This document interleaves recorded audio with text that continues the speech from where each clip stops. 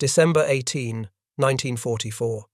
The last hour before midnight, a narrow farm track in eastern Belgium, churned to black paste by the weight of tanks grinding west through the dark.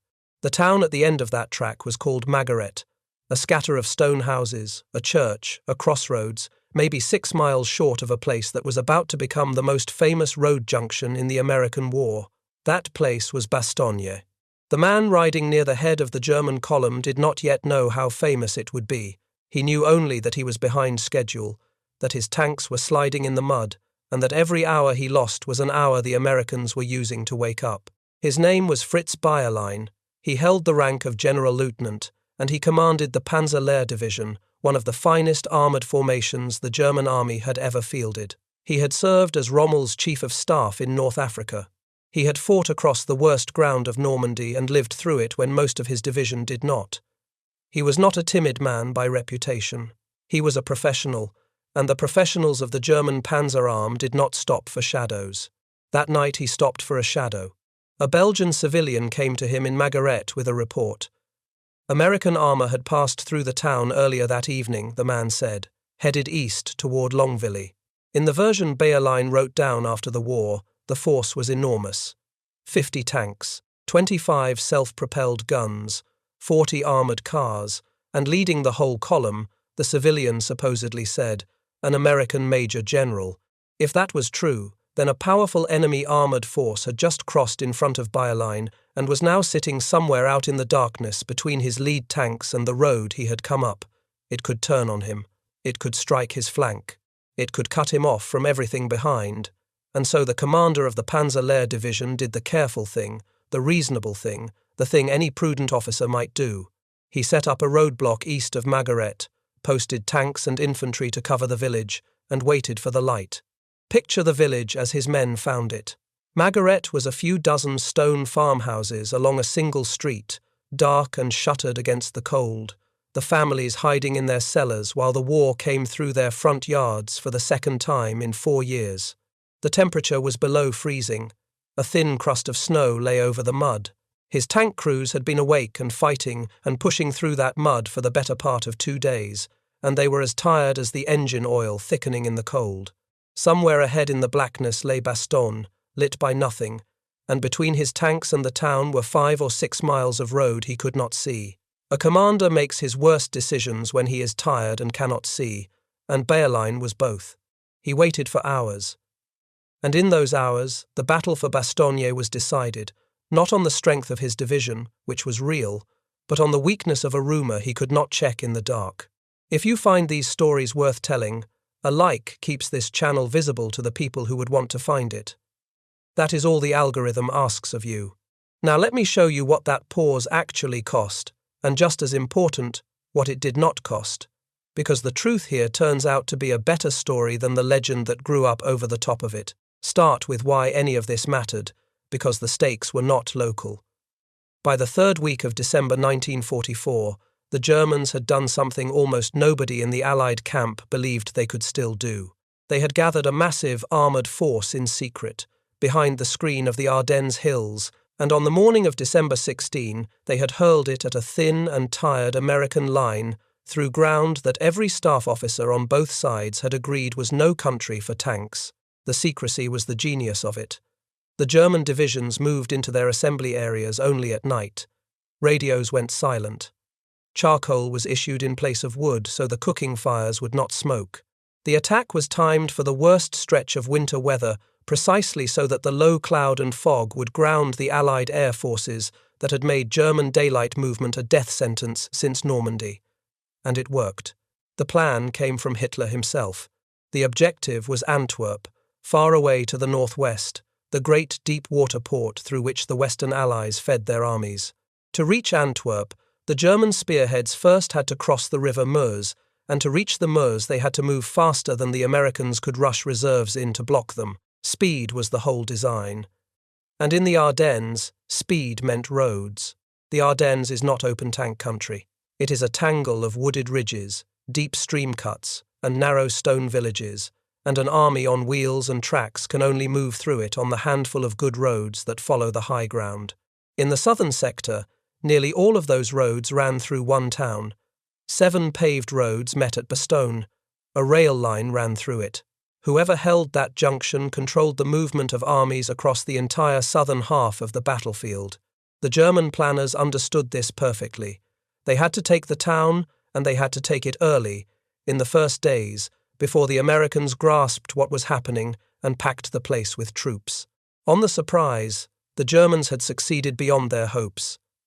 The American intelligence picture had simply missed the build-up. When the offensive opened, 2 green American divisions in the path of the main blow were overrun in the first 2 days, and for a moment the front in the Ardennes seemed to be coming apart at the seams.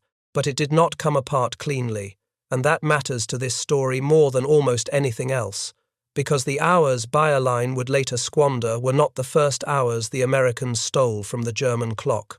They were the last in a chain of them. Astride the German road to Bastogne, on a high ridge the soldiers called Skyline Drive, stood the 110th Infantry Regiment of the 28th Infantry Division, commanded by Colonel Hurley Fuller.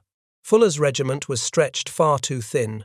A single regiment holding a front meant for a division, strung out among stone villages with names like Marnach, Hosingen, and Clairvaux along the Little Clairf River. When the storm broke on the morning of the 16th, those villages did not fold, they held. Small garrisons of American riflemen barricaded themselves in farmhouses and a stout old castle and made the Germans fight for every street, every hour, every yard of the road they needed so badly. They could not win. Most of them were killed or captured, and Fuller himself was taken prisoner when his command post at Clairvaux was finally overrun, but they bought a day. A full day, maybe more, stripped off the German timetable by men who had no idea they were holding the door for a town most of them would never see. The defense of Bastogne did not begin at Bastogne. It began on Skyline Drive, with a thin regiment that was sacrificed to slow the clock, and it would very nearly end on a muddy track at Magaret, where the last hours were spent. The job of seizing Bastogne fell to the 47th Panzer Corps, commanded by General der Panzertruppe Heinrich von Luttwitz, operating inside the 5th Panzer Army of General der Panzertruppe Hasso von Manteuffel. Luttwitz had 3 divisions for the task: the 2nd Panzer Division, the 26th Volksgrenadier Division, and the Panzer Lehr, the most famous of the 3.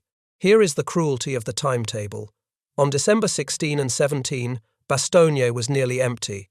There was no organized defense of the town at all, only scattered engineers, stragglers drifting back from the broken front, and the headquarters of an American corps that was watching its line dissolve. Had the Germans reached the town on the 17th, they could have driven straight through the streets without a fight. By the night of the 18th, that open door was swinging shut. By the morning of the 19th, Bastogne was a different town entirely. The race for the junction was never really a race against an army. It was a race against the clock. That is the clock Bayerlein stopped. To understand how that happened, you have to understand the man, because the irony lives in his record. Fritz Bayerlein was not a desk officer who had risen by luck. He was one of the most experienced armoured commanders Germany had. He had learned his trade on the Eastern Front in the great panzer drives of 1941, then went south to Africa, where he served as Chief of Staff to the Afrika Korps, and then to Rommel himself across the long campaign in the desert. He had seen mobile warfare at its purest, the war of movement and bluff and speed that the German Panzer Arm prided itself on having invented. He held the Knight's Cross with its higher grades. When a man like that hesitates, it is not because he fails to understand armoured warfare, it is because he understands it too well, and the understanding has been hammered into caution by hard experience. That hard experience had a name, and the name was Normandy. Because the second thing you have to understand is what had happened to the division Bayerlein was driving toward Bastogne. The Panzer Lehr Division had been formed at the end of 1943 out of the demonstration and instructor units of the German armoured training schools. The word Lehr means teaching. These were the men who taught other panzer crews how to fight, gathered into a single division and given the best equipment Germany could spare. On paper, it was among the strongest tank formations in the entire German army, full of veterans and instructors, lavishly outfitted. Then it went to Normandy, and in Normandy it was destroyed. On July 24 and 25, 1944, during the American breakout, the Planners Code named Operation Cobra, the heavy bombers of the 8th Air Force and the medium bombers and fighter bombers of the 9th Air Force laid a carpet of high explosive across the Panzer Lehr positions near the town of St. Lo. Wave after wave, hour after hour, the bombs walked across the division's foxholes and gun pits and tank hides. Bayerlein, who lived through it, said the bombers came as if on a conveyor belt, laying carpet after carpet back and forth across his positions until the whole area looked like the surface of the moon. He said the larger part of his men were left dead, wounded, driven mad, or simply stunned, senseless. By the 1st of September, the division that had once been the teaching school of the Panzer Arm was down to roughly 500 men and 11 tanks. American air power had bombed one of Germany's best divisions almost out of existence in a single morning, and the man who would command it at Magaret had stood in the middle of that and survived. So consider what that does to a commander. Bayerlein had personally watched what American firepower could do when it caught a German column in the open. He had every reason to fear being caught again, and that fear, planted at St. Lo, would ride with him all the way up the muddy road to Mageret. What he led into the Ardennes was a rebuilt division wearing the old proud name. After hurried refits along the Saar and on the Moselle, the Panzer Lehr went into the offensive with about 57 tanks of its own, 27 of the older Panzer IVs and 30 of the newer Panthers, supported by roughly 20 Jagdpanzer tank destroyers and an attached brigade of assault guns numbering another 18 vehicles. Its backbone was Panzer Lehr Regiment 130 under Oberst Rudolf Gerhardt, and 2 Panzer Grenadier regiments, the 901st under Oberst Paul von Hauser and the 902nd, with the division's own artillery, engineers, anti-aircraft, and reconnaissance troops filling out the order of battle. A real force. A dangerous force. But not the steamroller of early 1944, and Bayerlein knew it better than anyone alive. He was handling a reconstructed division with a famous name and a thin margin for error, and he handled it the way a man handles something he is afraid of breaking. The careful choices began before Magaret ever came into view. On the evening of the 18th, around 6 o'clock, Bayerlein reached a village called Niederwampach and faced a decision about which road to take toward Bastogne. Lutwitz, the corps commander, wanted the Panzer Lehr on the southern route, a hard-surfaced road running through Bras and Marvy that would bring the division into the town from the southeast. Bayerlein studied the map and chose differently.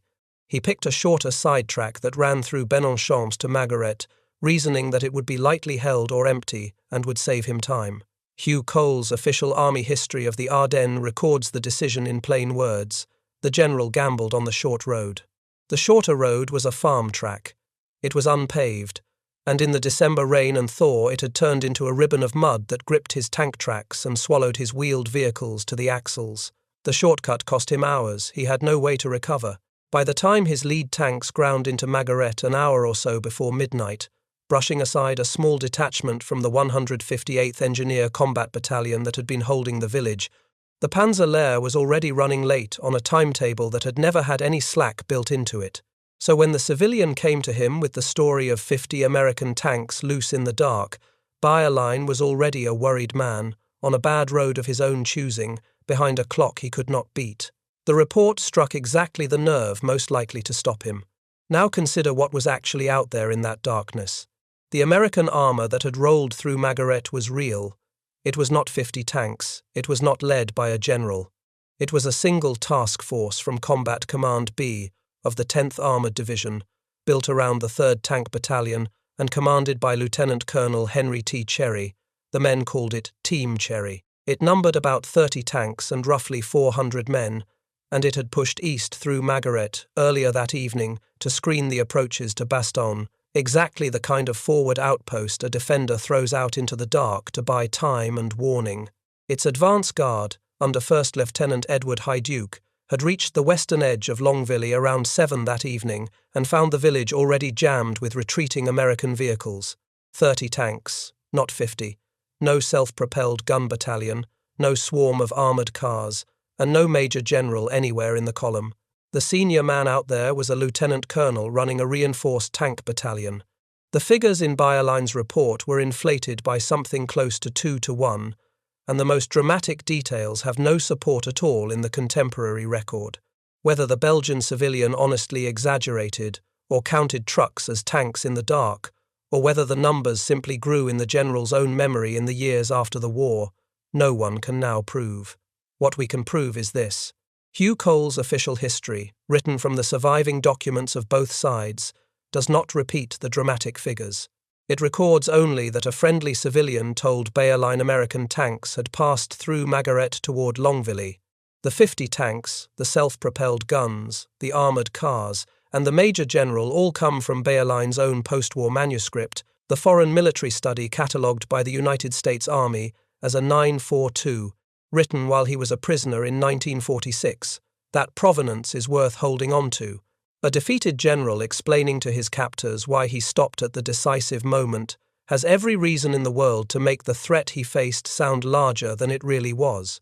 What is striking, when you lay the records side by side, is how small the true cause was against how large the effect. A rumour from one frightened civilian, about a force less than half the size described, stopped a German armoured division cold at the decisive hour of the decisive battle for the decisive town in the whole southern Ardennes. Bayerlein established his roadblock east of Magaret at about 1 in the morning on December 19. He left tanks and panzer grenadiers to hold the village behind him. He waited, and he did not push his advance detachment west toward the next hamlet, a place called Neff, until around 5:30, as the first grey light of a winter dawn came up over the snow.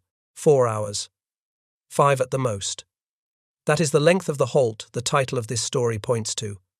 Not all night, as some of the retellings claim. Not a full day. 4 or 5 hours of darkness, on the one night when those hours could not be bought back at any price. While Bayerlein waited, 2 separate dramas were unfolding in the dark around him, and he could see neither of them clearly. To the east, on the road running back from Longville, an American column was being torn apart. The screening force out there belonged to Combat Command Reserve of the 9th Armoured Division, commanded by Colonel Joseph Gilbreth. The American Corps commander at Bastogne, Major General Troy Middleton, had flung these small task forces out along the roads to slow the German tide, and slow it they did, at a terrible price. Middleton's order was simple and brutal in its arithmetic. Hold the roads. Buy time with whatever you have. Gilbreth split his command into 3 task forces and pushed them out to the road junctions east and northeast of the town. Task Force Rose was overrun first, broken near Loulange by the 2nd Panzer Division in the afternoon of the 18th. Its commander, Captain L.K. Rose, fought clear and broke out cross-country with 5 tanks, running north toward Houffalize and out of the story. Task Force Harper was shattered that night near Airborne, and its commander, Lieutenant Colonel Ralph Harper, was killed there in the dark when German tanks came down on his position on the main road.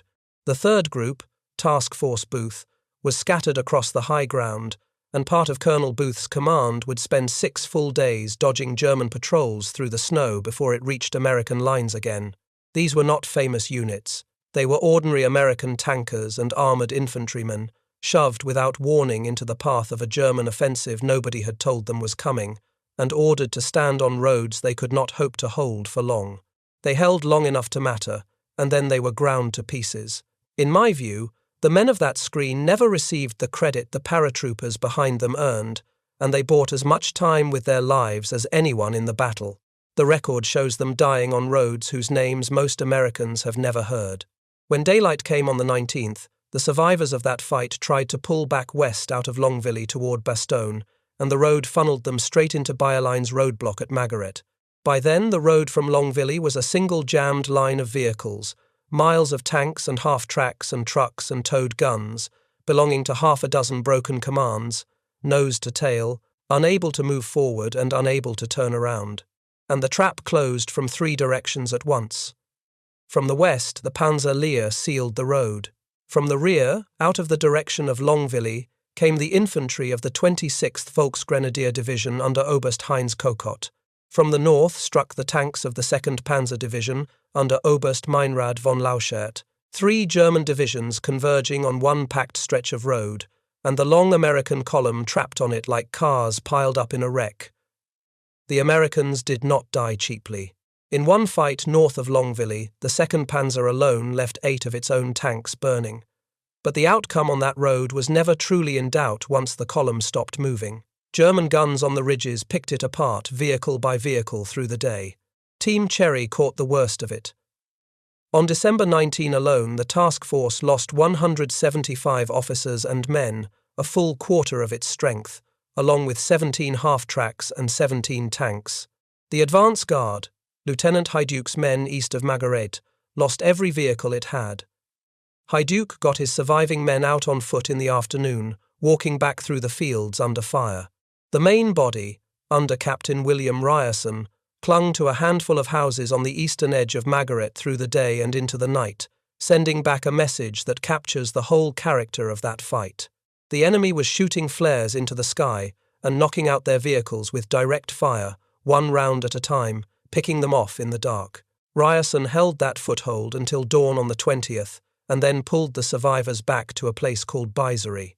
And in Magaret itself, when the German tanks came on, one American sergeant did the thing that holds a position together when everything around it is falling apart. Staff Sergeant Shea pulled together a scratch group of men around a machine gun and organized a defense of the village. And when the order came to withdraw, he stayed behind to cover the others getting clear. He did not get clear himself. He was killed there, in Magaret, on the night Bayerlein paused at the edge of it. The army awarded him the Distinguished Service Cross. His action is preserved in a single footnote in the official history, one line of small print for a man who bought time with the last thing he had to spend. That is what the American screen cost. Now look west, at what the screen and the pause together bought. While Bayerlein sat outside Magaret, convinced that a phantom armoured force was loose somewhere behind him, the real reinforcement of Bastogne was arriving, and it was not armour at all. It was paratroopers, riding to the battle standing up in open trucks.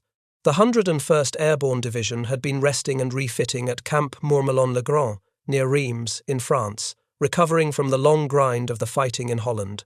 On the evening of December 17, with the German breakthrough widening by the hour, the High Command ordered the division north into the Ardennes.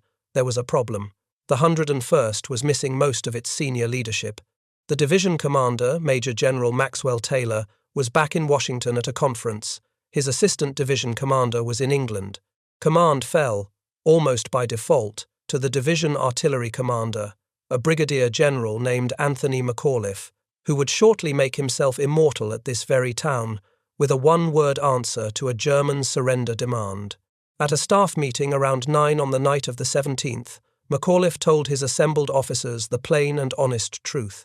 All he knew, he said, was that there had been a breakthrough, and they had to get up there. They got up there fast.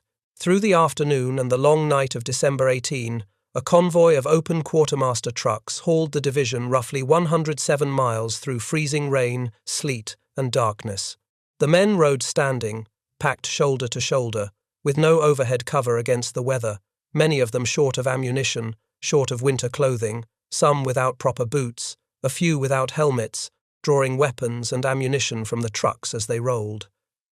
At one point, the column of vehicles stretched, nose to tail, from the Belgian town of Bouillon all the way back toward Reims.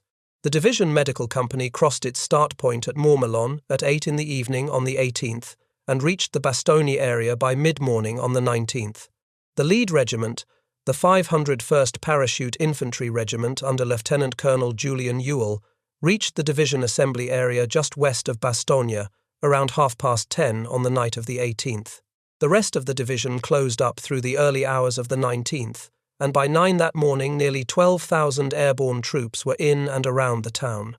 The exact count was 805 officers and just over 11,000 enlisted men. There is a small but important correction to make about that lead regiment, the kind of detail this audience cares about. The 501st had not been commanded by its founding colonel for months. Colonel Howard Johnson, the man who raised and trained the regiment, had been killed in Holland back in October.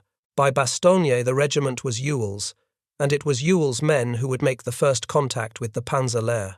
Here is the part the legend usually gets wrong, and it is worth getting exactly right, because the truth is the better story.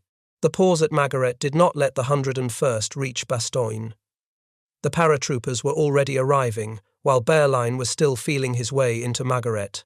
Ewell's lead regiment closed on its assembly fields at about the same hour the German tanks were rolling into the village. The airborne troopers did not need Bayerlein to stop in order to get there. They were already there, climbing stiff and cold out of the trucks west of town. What Bayerlein's halt actually denied the Germans was the morning. It took away the one chance to drive into Bastogne at first light on the 19th, before those exhausted, half-armed paratroopers could move out of their assembly fields and into fighting positions on the eastern approaches to the town. A few hours, one way or the other, decided whether the Panzer Lehr met a town it could seize on the move or a hardening perimeter it could not crack. And here the second thread of the story matters, the command decision on the American side. McAuliffe was an artilleryman, and he did not do the obvious thing.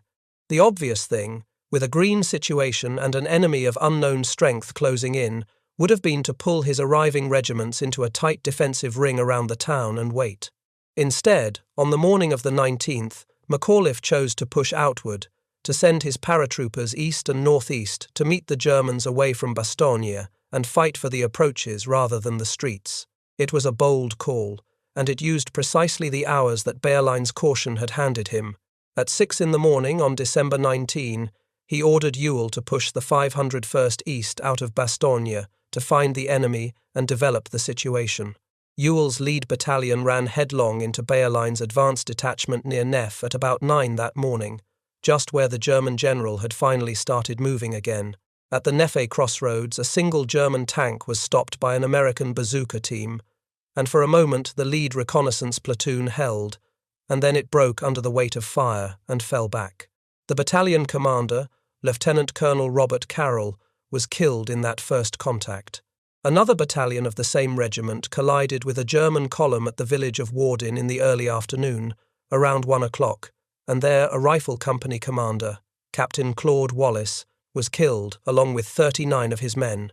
And even now, with Bastogne barely a few miles ahead of him, Bayerlein did not throw his full weight at the town. Part of his division was drawn off into the killing of the trapped column on the Longvilly road, and he felt his way toward Bastogne with a careful hand, wary of a defence whose true size he still could not measure.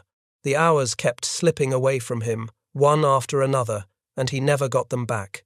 The paratroopers paid for those hours too, and paid heavily. But they met the Panzer Lehr in ground they had reached first, dug in along the roads and in the villages, instead of being caught flat-footed climbing down off their trucks. And behind them, the artillery McAuliffe had spent his career mastering went to work. The parachute field artillery battalions, firing from inside the shrinking ring, learned to mass their guns on a single target, on a single call, dropping the fire of whole battalions at once onto German columns caught on the open roads. Time and again over the days that followed, it was massed American gunnery, called down fast and accurately, that broke up the German attacks before they could close. It was the same principle that artilleryman McAuliffe understood in his bones, and it turned the Bastogne perimeter into a furnace for any attacker who massed against it. If a man in your own family served in this war, his name belongs in the comments below. His branch, his unit, where he fought. The men in this story are remembered because someone took the trouble to write their names into a report. The men in your family deserve exactly the same. Leave the name. These records are slipping away faster than most people realize, and a comment thread, of all things, turns out to be a durable kind of monument. To the north, at the village of Neuville, another piece of the 10th Armoured Division under Major William de Sobry, fighting alongside a paratroop battalion from the 506th Regiment, held a savage delaying action against the 2nd Panzer Division.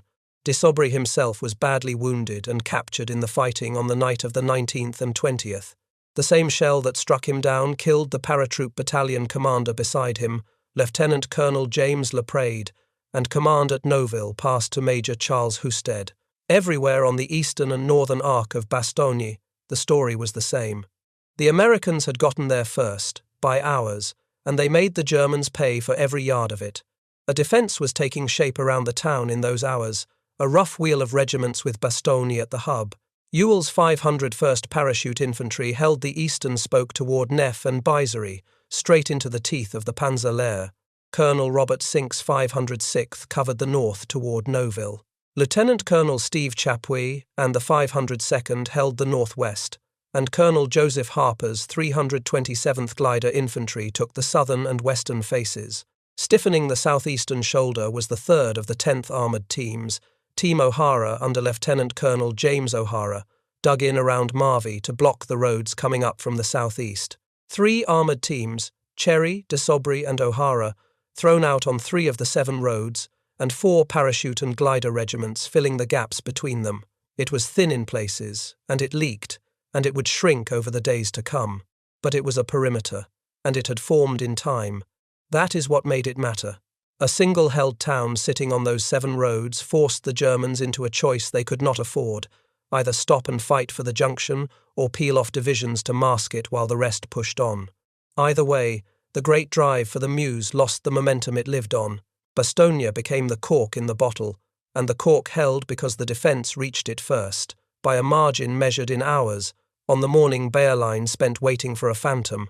By the evening of the 19th, Luttwitz understood what had happened to his timetable. He ordered the Panzer Lehr's Panzer Grenadiers into a night attack on Neff, but it was, in Cole's judgment, at most a diversion. The chance for a clean stroke was gone. Cole's history puts it without flourish. A precious day had been lost, and with it the chance of a quick armoured coup against Bastogne. The town would now have to be surrounded and besieged, rather than seized on the run. The German spearhead, which above all else had needed to keep moving, had stopped moving at the one place where stopping was fatal to the whole plan. Now to the reckoning, because every one of these decisions was paid for in men. The American outpost line east of Bastogne, the screen that Bayerlein crashed into and then sat in front of all night, was essentially destroyed in 2 days of fighting. The Longvilly Road was where the screen died. Of the 3 task forces Colonel Gilbreth had pushed out toward the German advance, almost nothing came back as a fighting formation. The men who had manned that screen were dead, captured, or still filtering out of the woods toward American lines days after the units they belonged to had ceased to exist. Team Cherry of the 10th Armoured lost a quarter of its strength on December 19 alone.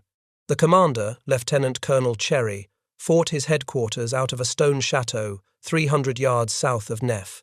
He held that stone building for 4 hours against everything the Germans threw at it, his men firing from the windows while Panzer Grenadiers worked closer through the trees, and he was driven out only when German incendiary grenades set the chateau alight around him. The message he sent as he pulled back is one of the lines that survived the battle whole. "They were pulling out," he reported. "They were not driven out, they were burned out." That distinction mattered to the men who made it, and it should matter to us. They had not run.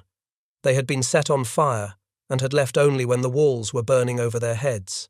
These were the men who bought the hours.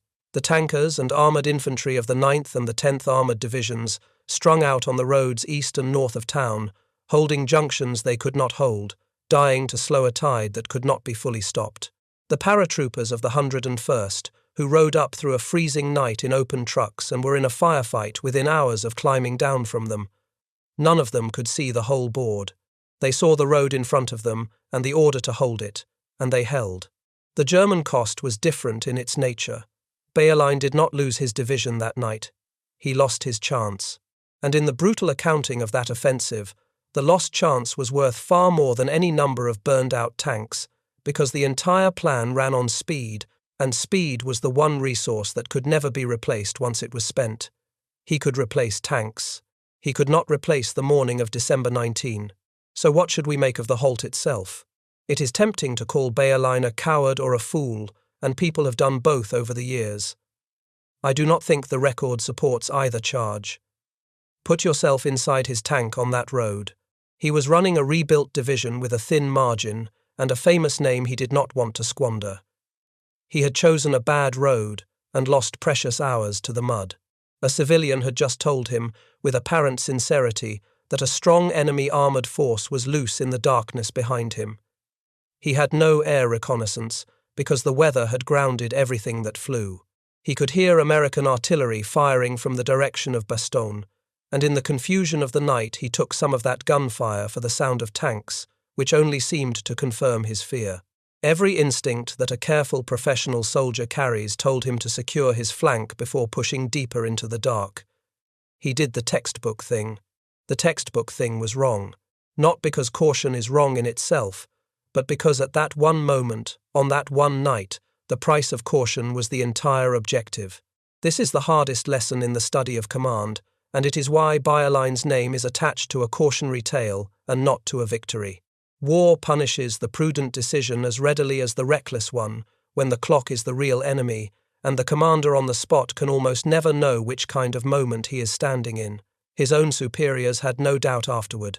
Manteuffel, the army commander, came to the Panzer Lehr headquarters in person, and by the account of the historian Peter Caddick Adams, dressed Bayerlein down like an officer cadet who could not read a map.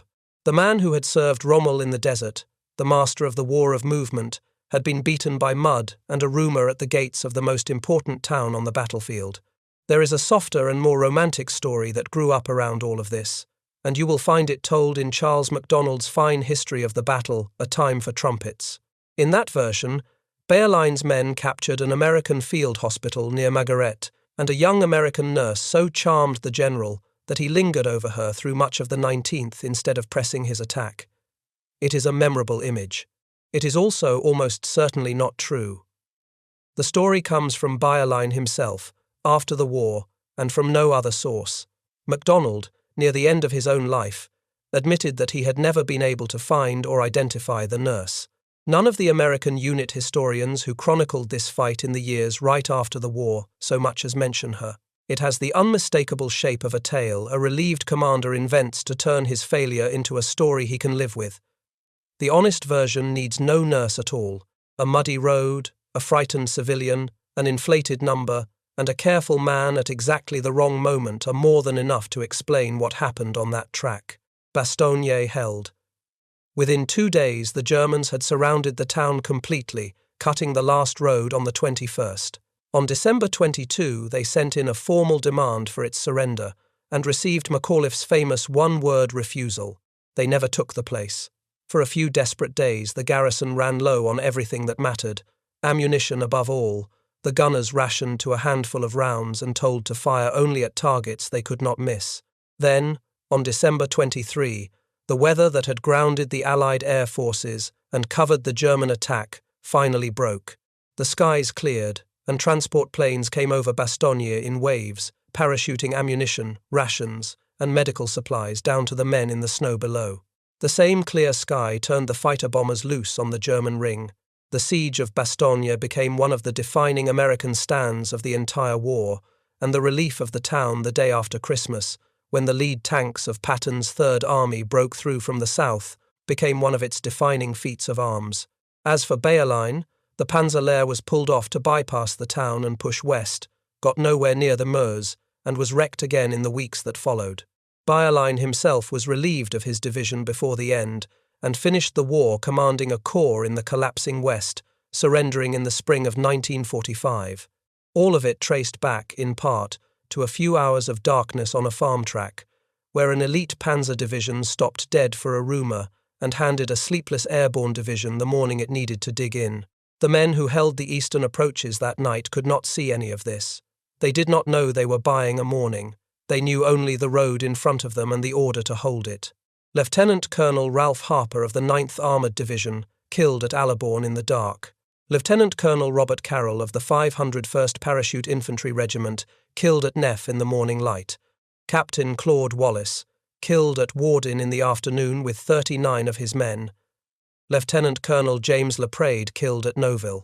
Staff Sergeant Shea of the screening force at Magaret, who stayed behind to cover the others and never came back, and whose courage survives now in a single line of the official record. And Lieutenant Colonel Henry Cherry, who fought his command post until it burned and then said the words, "The men who were there never forgot, not driven out, burned out." If this story was worth your time, a like and a subscribe help these men reach the people who would want to know them. They bought a mourning with their lives, and most of them died without ever learning that the mourning was the thing that mattered most. That is why we say the names out loud, so that the mourning and the men who paid for it on a muddy road in the dark are not lost to the people who came after.